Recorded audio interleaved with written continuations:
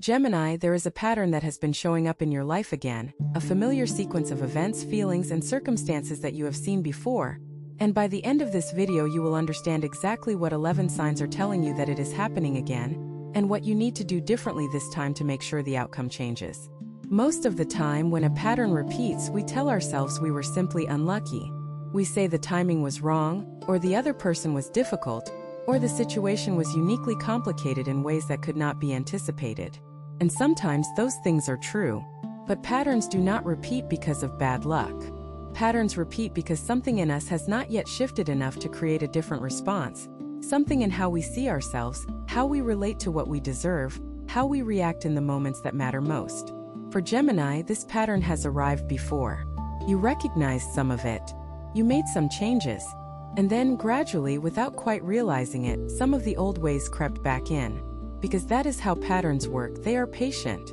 They wait for the moment when vigilance relaxes, and then they reappear wearing a slightly different face. But you are watching now. And watching is the beginning of everything.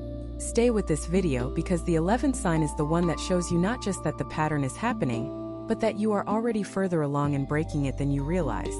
Sign 1. The first sign that the pattern is happening again is that you are in a situation that feels uncomfortably familiar, and you cannot quite put your finger on why. Something about the dynamic, the feeling, the way events are unfolding strikes a chord somewhere deep in your memory, even if the surface details are completely different from what you remember. This is the pattern announcing itself before your conscious mind has fully processed it.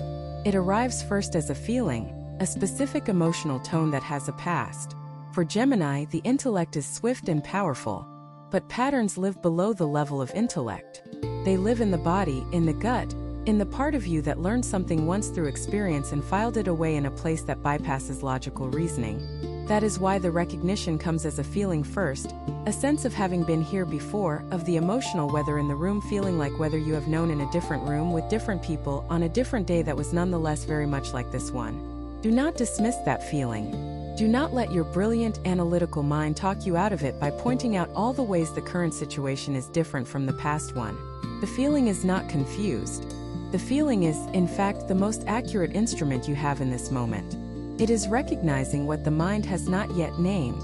When you feel that strange, specific familiarity, when something whispers this is known, stop. Pause. Sit with it for a moment before you react or respond. Ask yourself, where have I felt this before? What happened then? What did I learn from it? And then, most importantly, what is available to me now that was not available to me then? Because you are not the same person who was in that situation before. You have grown. You have learned. And this time, the feeling arriving early is an advantage. It is giving you notice. Use it. Sign 2. The second sign of the recurring pattern is that you are giving more than you are receiving, and you have begun to rationalize it. This is where the pattern becomes subtle, and where Gemini's gifts can work against you. You are a sign of exceptional intelligence and flexibility. You can see multiple perspectives. You can find reasons to understand almost any situation from almost any angle. And in moments like this one, that gift of perspective can become the justification engine that keeps the pattern running. You tell yourself that the other person is going through something difficult and needs more from you right now. You tell yourself that once things settle down, the balance will naturally restore itself. You tell yourself that being the one who gives more is a strength, that it reflects your capacity and your generosity, and that there is something noble about not keeping score. And perhaps some of those things are partially true, but underneath all of it, if you are honest with yourself in the quiet hours, underneath the perspective and the understanding and the gracious reasoning, there is a sense of depletion, a tiredness that is not about sleep, a quiet loneliness that exists even in the presence of the person or situation you are giving so much to. That depletion is sign 2. It is the pattern telling you what it always tells you, that this dynamic is familiar not because it is comfortable but because it is known. And known for Gemini can feel safe even when it is not good. Recognizing this sign is not about blaming anyone. It is about being honest enough to see the imbalance for what it is, and honest enough to ask whether this is a situation that will genuinely shift, or one that has settled into a shape that serves only one side. If what you're hearing feels accurate, imagine what could happen if you applied this energy intentionally for 21 consecutive days. That's exactly what the 21-day program in the pinned comment is built for. daily guidance, focused direction, and real momentum. If you're tired of staying in the same cycle, this is your structure. Sign 3. The third sign is about your voice, specifically the fact that you have been editing it. Not lying, not being deliberately dishonest, but curating what you say, softening what you feel, shaping your expression to land in a way that will be well received rather than simply true. This is one of the most common ways the pattern maintains itself for Gemini, because communication is your native territory. You are so skilled with words that you can translate your authentic experience into something more palatable, without even fully registering that you have done it. And on the surface, this can look like kindness or tact or wisdom. But when it becomes a habit, when you consistently hold back the full weight of what you actually feel or think in order to manage the response, something important is lost. Not just in the conversation, but in you. Every time you edit yourself in this way, you teach yourself that your authentic expression is not safe here. And over time, that lesson accumulates into something that affects not just how you communicate in this specific situation, but how you see your own right to speak freely. The pattern sustains itself partly through exactly this kind of self-editing. Because if the truth were said fully, if the feelings were expressed without softening, if the needs were named without apology, the dynamic might have to change. And the pattern, in its own strange way, is invested in not changing. The sign is that you are having conversations in your head that you are not having out loud. You are rehearsing things and then deciding not to say them. You are choosing peace over honesty, again and again, in moments where both could coexist if you trusted yourself enough to find the honest words. Sign 4. Sign 4 arrives in those moments just before sleep, or just after waking, when the mind is quiet enough that the truth gets through before the day's busy logic takes over. In those moments, for Gemini, a particular kind of knowing tends to surface, a clear, quiet sense of what is actually happening that the daytime mind is working hard to manage and contextualize. You may know it as a feeling of low-level dread that does not quite belong to anything you can name, or as a persistent thought that keeps arriving at the edge of your attention throughout the day, that you keep redirecting your focus away from because following it to its conclusion feels uncomfortable, or as a sense of heaviness that you wake with before the day's tasks arrive and give it something else to focus on. This is sign 4. It is the deeper intelligence in you trying to get your attention. It is not anxiety for the sake of anxiety. It is wisdom dressed in discomfort, and it is trying to tell you something specific, that what you know at the level of feeling does not match what you are telling yourself at the level of thinking. Gemini, your mind is extraordinary, but it is not always your most honest instrument. Your gut, your quiet early morning knowing, your body's low hum of unease, these are more direct. They have less ability and less motivation to construct convenient explanations. When they speak, they tend to speak clearly. If you have been waking with something you cannot name but feel distinctly, stop trying to name it and simply listen. The pattern is trying to show you something. Let it. Sign 5. The fifth sign of the recurring pattern is that you are working very hard to make something easier than it feels, and that hard work has become so constant that you have almost stopped noticing it. When a situation is genuinely good for you, there is effort involved. Nothing worthwhile is without some degree of effort. But the effort tends to feel purposeful. It feels like building, like investment, like something that is going somewhere. It produces, at least some of the time, the satisfaction of having contributed meaningfully to something that is growing. The kind of effort that signals the pattern is different. It is maintenance effort. It is the effort of holding something together that wants to fall apart, of smoothing things over again and again, of repairing the same fractures with the same temporary solutions. It is the effort of managing the dynamics, of anticipating what might cause difficulty, of positioning yourself carefully to avoid friction, of being perpetually careful in ways that are exhausting precisely because they never stop being necessary. If you have been in a sustained state of careful management, if you have been monitoring, adjusting, softening, and maneuvering in ways that have become so automatic that they feel normal, that is sign 5. The energy required to simply exist in this situation has become far more than the situation gives back. And that imbalance is not something that more effort will eventually resolve. It is the shape of the pattern itself, and the only thing that can change it is a different kind of decision. Sign 6. Sign 6 is about the way you have been spending your time alone. When the pattern is running, there is often a quality to solitude that is different from healthy alone time. Instead of rest and restoration, it carries a background noise of processing, of going over events and conversations, replaying moments with the thought that if you had said something differently, or done something differently, things would feel more solid, more certain, more resolved. For Gemini, this mental replay can be almost invisible because your mind is accustomed to working through ideas and interactions in this way. You analyze naturally, you review naturally, you seek understanding through reflection, and so the difference between healthy processing and the anxious mental loop of the pattern can be subtle. But there is a way to tell them apart.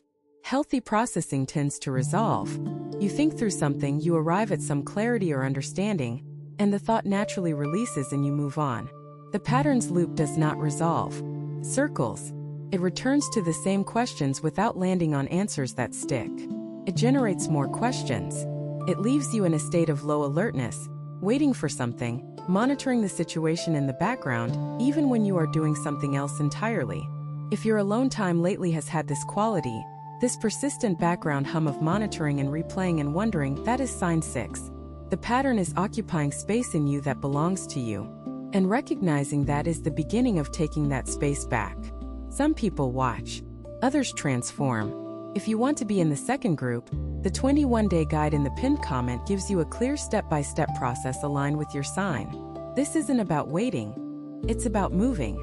Sign 7. The 7th sign is about hope, but a specific, conditional kind of hope that is one of the signature features of the recurring pattern for Gemini. Sounds something like this. If things change in this specific way, then everything will be okay. If this person behaves differently, if this situation shifts, if that one thing resolves itself, then the discomfort will lift and everything will feel right. This conditional hope is not wrong exactly. Sometimes things do shift and the dynamic does change. But when it becomes the primary way you are relating to your situation, when all of your hope and your sense of well-being is hanging on an external change that you cannot control and may have been waiting for longer than you want to admit, that is the pattern using hope to keep you in place. Because conditional hope, the kind that depends on someone else changing or something outside you shifting, suspends your own agency, puts you in the position of watcher rather than mover. It allows the pattern to continue running while you wait for the condition to be met. The alternative, the hope that belongs to the new chapter, is not conditional. It is not attached to a specific outcome from a specific person or situation. It is the hope that comes from trusting yourself, from knowing that no matter what this particular situation does or does not do, you have the capacity to move toward something that genuinely serves you.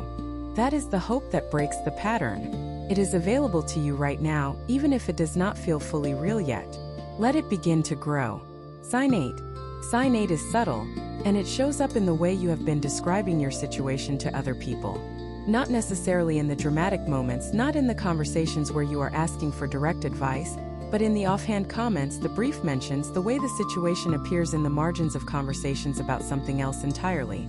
The pattern tends to produce a particular kind of storytelling, one that emphasizes the complexity and the reasons for staying, the mitigating factors, the context that explains why things are the way they are. It is a story that is not dishonest, but that is carefully shaped in a way that closes off certain questions. A story that, if listened to closely, is working very hard to arrive at a place of justification rather than clarity. If you have found yourself telling a story about this situation that you are not quite sure you believe, if you have noticed the familiar feeling of defending something that you are not entirely sure deserves defending, that is sign 8. You are not alone in this. Almost everyone caught in a recurring pattern learns to narrate it in a way that keeps it in place. But something in you is starting to notice the gap between the story and the felt experience. That noticing is important. That gap is where the truth lives, and the truth is what the pattern most needs you to keep quiet. Let it speak. Sign 9. The 9th sign that the pattern is happening again is one of the most direct and unmistakable, and it is this: a part of you already knows. Not suspects. Knows. There is a deep part of you, the part that has lived through this before, that carries the knowledge of the last time this pattern ran, that learned things through experience that cannot be unlearned, and that part of you has already reached a conclusion about what is happening. You may have been keeping that conclusion at arm's length. You may have been giving the situation more time, or more benefit of the doubt, or more of yourself, than that quiet knowing thinks is warranted. Because acting on what you know would require a change that feels significant.